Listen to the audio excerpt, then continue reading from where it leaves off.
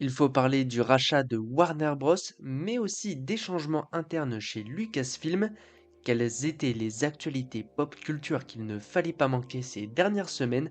Installez-vous bien et on y va.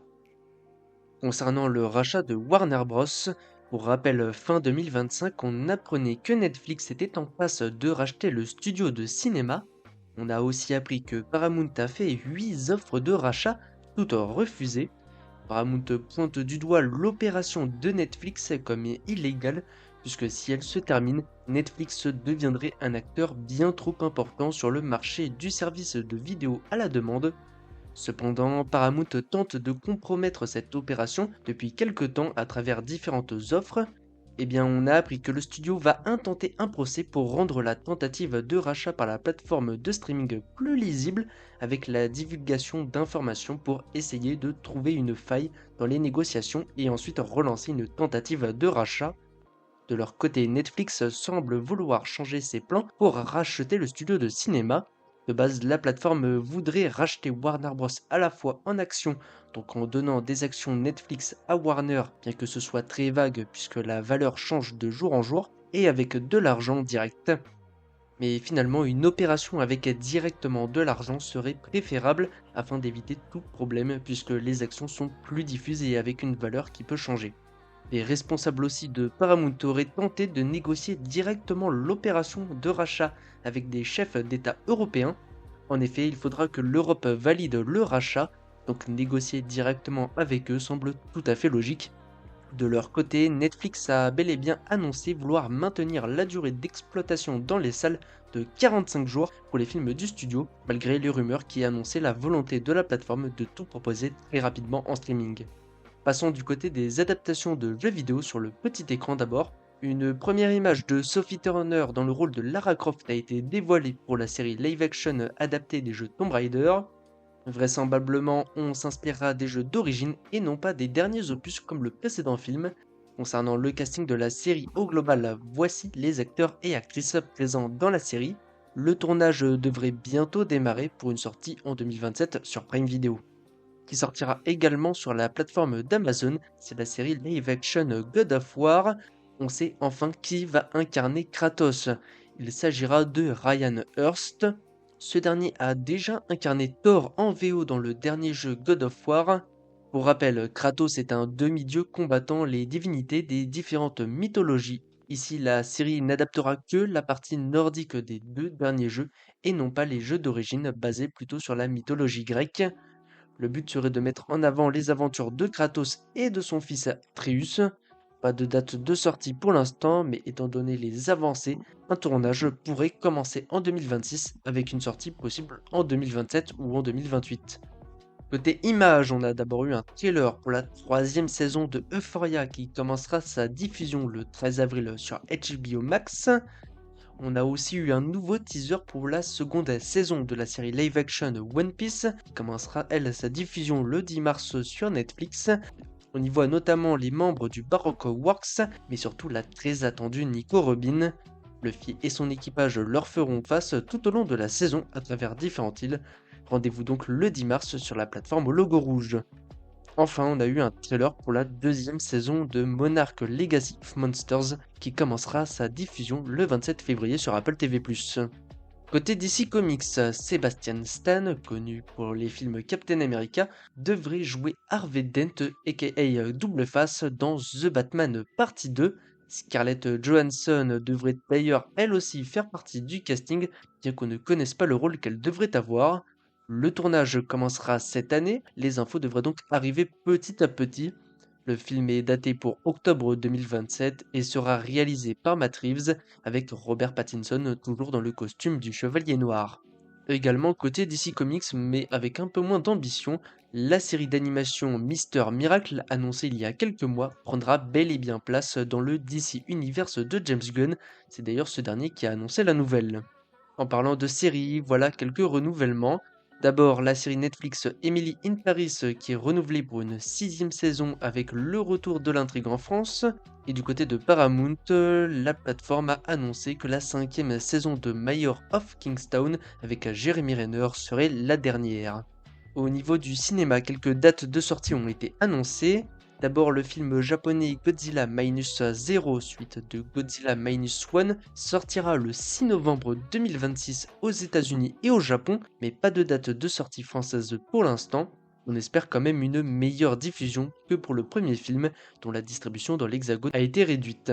Du côté d'Universal, le prochain film L'Exorciste avec Scarlett Johansson est réalisé par Mike Flanagan, se date pour le 12 mars 2027. Le nouveau film Paranormal Activité, lui de son côté de Paramount, sortira le 21 mai de cette même année. Et on reste côté horreur avec un nouveau film Conjuring qui a été annoncé sur les jeunes Warren, sortie prévue pour le 10 septembre 2027. Ça s'appellera Conjuring First Communion et ce sera réalisé par Rodrigue Wart. Côté jeux vidéo, le jeu 007 First Light sortira finalement le 27 mai 2026, le temps de finaliser et de peaufiner le jeu, sortie prévue sur PlayStation 5, Xbox Series, PC et Nintendo Switch 2. Et enfin, côté Pixar, le film Gâteau est décalé de juin 2027 à mars 2027. On passe du côté de Game of Thrones avec George R.R. Martin qui a fait un certain nombre d'annonces sur l'univers des livres. Il a expliqué que des projets se déroulant après la fin de la série d'origine pourraient voir le jour, notamment un sur Jon Snow. Une série sur le personnage était prévue à l'origine mais avait été abandonnée à cause de la première vision proposée par le scénariste mettant en avant le personnage dans une situation de désespoir. À voir si un projet sur le personnage sortira bel et bien à l'avenir. En attendant, dans quelques jours commencera la diffusion de A Night of the Seven Kingdoms sur HBO Max, puis d'ici quelques mois, la saison 3 de House of the Dragons. Dans les actualités en vrac, bonne nouvelle pour la série Harry Potter puisque c'est officiel, Hans Zimmer, connu pour la bande-son des films Pirates des Caraïbes, va composer la musique de la série. Côté scénariste, ceux du film d'animation K-pop Demon Hunters écriront le scénario du remake du film L'attaque de la femme de 50 pieds qui sera réalisé par Tim Burton. Par contre, mauvaise nouvelle pour la saison 3 de la série The Last of Us, puisque Danny Ramirez ne reprendra pas son rôle de Manny à cause de conflits de planning. Côté réalisation, Johan Renck, le showrunner de la série Tchernobyl, est pressenti pour réaliser et s'occuper de la série Assassin's Creed de Netflix. Enfin, mais on reste côté série, pour la série justement Buffy contre les vampires, appelée New Sunnydale, l'actrice principale a présenté le projet non pas comme un reboot, mais comme une suite sans conserver les personnages des premières saisons. Ces derniers jours, des projets se sont aussi annoncés. D'abord une suite au film La femme de ménage avec Sydney Sweeney qui est déjà en préparation au vu du succès du projet. Pour rappel, la femme de ménage, c'est une saga littéraire à l'origine qui rencontre un immense succès. Le deuxième film devrait donc adapter le second bouquin. Un tournage est espéré pour cette année, une sortie en 2027 n'est donc pas à exclure. Côté Warner Bros. Avec un projet assez surprenant, le développement d'un film d'animation sur le personnage des Looney Tunes Speedy Gonzales a commencé, à voir si ça sortira réellement. Enfin, et là c'était vraiment une grande surprise, un nouveau film Jackass s'annonce et sortira au cinéma le 26 juin 2026, mais pour l'instant pas de date de sortie en France. Enfin, on se termine ce récap avec un gros point Disney. D'abord, concernant le remake live action Réponse, le tout avance puisqu'on a enfin du casting. En effet, Tegan Croft, connue pour Titan, incarnera la princesse, et Milo Manheim sera Flynn Rider. Concernant le personnage de Mère Gothel, Catherine Hahn pourrait reprendre le rôle laissé vacant par le départ de Scarlett Johansson du projet. Le film sera réalisé par Michael Gracey, qui s'est occupé de The Greatest Showman ou plus récemment du film Better Man. Pas de date de sortie pour l'instant, mais si le projet avance bien, un tournage cette année ne serait pas aberrant. Du côté de Disney+, plusieurs annonces ont été faites. D'abord la nouvelle série Prison Break qui arrivera bel et bien en 2026, ça fait très plaisir. De son côté, la série Lucky Luke avec Alban Lenoir arrivera à partir du 23 mars. Et un projet qui s'annonce, c'est un nouveau film d'animation Phineas et Ferb en parallèle de la série qui a déjà repris il y a quelques temps. Cette fois on repasse du côté du cinéma avec la saga Avatar qui semble au point mort. En effet, même si le troisième film de Feu et de Cendre est un succès avec plus d'1 milliard de dollars, il fera un moins bon score que les deux premiers films. Étant donné que les budgets des films sont énormes, les risques financiers sont très gros, donc la sortie des Avatar 4 et 5 est toujours en suspens. Concernant James Cameron lui-même, la question de savoir s'il réalisera bien ses suites ne se pose plus vraiment. En effet, la saga reste son bébé entre guillemets, mais il n'est pas fermé à déléguer une grande partie de ses tâches à des réalisateurs de seconde équipe. Cette technique pourrait d'ailleurs lui permettre de travailler sur d'autres projets hors Avatar, comme indiqué les mois précédents. En effet, le réalisateur de Titanic pourrait réaliser un film sur la Seconde Guerre mondiale et l'arme atomique, mais à voir si c'est toujours d'actualité. En attendant, Avatar de feu et de cendres est toujours au cinéma. Enfin, et vraiment pour terminer ce récap, il faut parler de Lucasfilm, avec déjà une petite actualité. En effet, une série d'animation Indiana Jones aurait été annulée par Lucasfilm. Ça ne devrait donc jamais sortir. Dommage, ça aurait sans doute permis de continuer la saga sans passer par un énième retour d'Harrison Ford ou par un recast au cinéma. Enfin, et là, c'est l'énorme actualité dont il faut parler. C'est officiel, Kathleen Kennedy quitte son poste à la tête de Lucasfilm, rôle qu'elle tenait depuis le rachat du studio par Disney en 2012. Elle sera remplacée par Dave Filoni et Lin-Wen Brennan. Kathleen Kennedy était déjà sur le départ depuis un moment, le temps de trouver des remplaçants. Pour rappel, Kathleen Kennedy est une productrice avant d'être la patronne de Lucasfilm. Elle a notamment produit certains films cultes comme Retour vers le futur, Jurassic Park, Indiana Jones, mais surtout Star Wars, puisqu'elle a travaillé aux côtés de George Lucas pendant des années.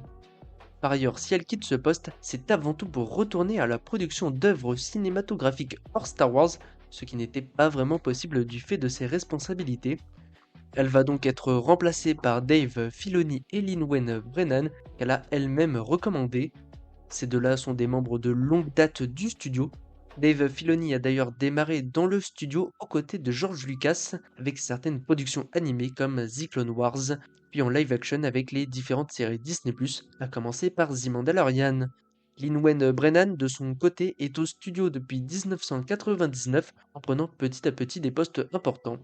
À voir quel angle prendra la saga Star Wars avec cette nomination.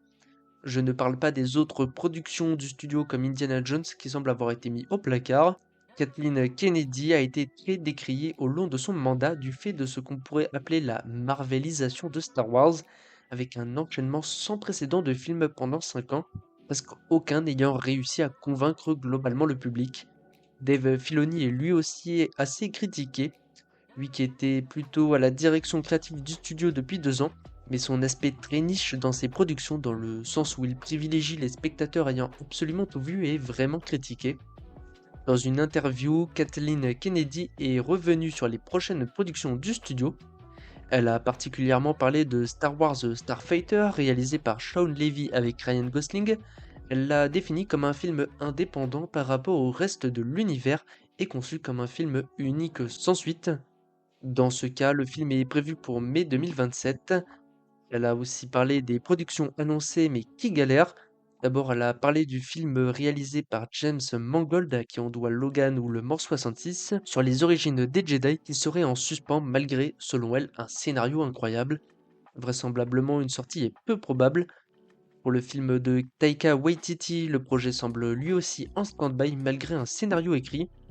De même, le projet sur Lando Calrissian avec Donald Glover aurait un scénario, mais de même, ça s'arrêterait là. Kathleen Kennedy a aussi parlé de la fameuse suite sur Kylo Ren et a expliqué que ça serait trop risqué. La trilogie de Ryan Johnson, elle aussi, ne sortira certainement pas à cause des réticences du réalisateur à revenir dans l'univers Star Wars après les derniers Jedi. Pas besoin de faire un dessin pour comprendre que son film n'a pas été apprécié. Enfin, la trilogie produite par Simon Kinberg serait elle encore en cours d'écriture avec un rendu de scénario d'ici quelques mois, et à voir si, comme les autres projets, ça pourrait réellement voir le jour. Certains projets n'ont pas été évoqués par la productrice, notamment le film censé se baser sur Rey. Elle n'a également pas parlé des séries à venir. Pour rappel, seule la saison 2 à Ahsoka est en préparation pour une sortie cette année, tout comme la série d'animation sur Dark Maul. Sinon, rien d'autre n'est en préparation de manière officielle en termes de série. Les changements annoncés ici vont inévitablement prendre du temps à fonctionner. Lucasfilm et Star Wars sont en fin de cycle, il faudra sans doute un an pour relancer la machine avec de nouveaux projets. Rendez-vous déjà le 20 mai prochain pour découvrir Mandalorian et Grogu dans les salles de cinéma, et plus tard dans l'année pour les séries Ahsoka et Dark Maul. Ça bouge chez Lucasfilm, à voir si ça sera dans le bon ou dans le mauvais sens. Voilà, c'était tout pour les actualités pop culture qu'il ne fallait pas manquer ces dernières semaines. On passe à notre traditionnel point box-office. Deux films importants qui ont été les plus gros cartons de 2025. D'abord Zootopie 2 et c'est 1,703 milliard de dollars au box-office monde. C'est évidemment le plus gros carton de 2025 pour un film hollywoodien. Et qui est également dans le giron Disney, c'est Avatar de feu et de cendres. On en a parlé, et bien le projet de James Cameron en est à 1,319 milliard de dollars au box-office monde. Gros carton, mais il fera clairement moins que les deux premiers opus qui avaient dépassé les 2 milliards. Voilà, c'était tout pour les actualités pop culture qu'il ne fallait pas manquer ces dernières semaines. Moi je vous dis rendez-vous la semaine prochaine pour toujours plus d'actualités. Portez-vous bien et à bientôt.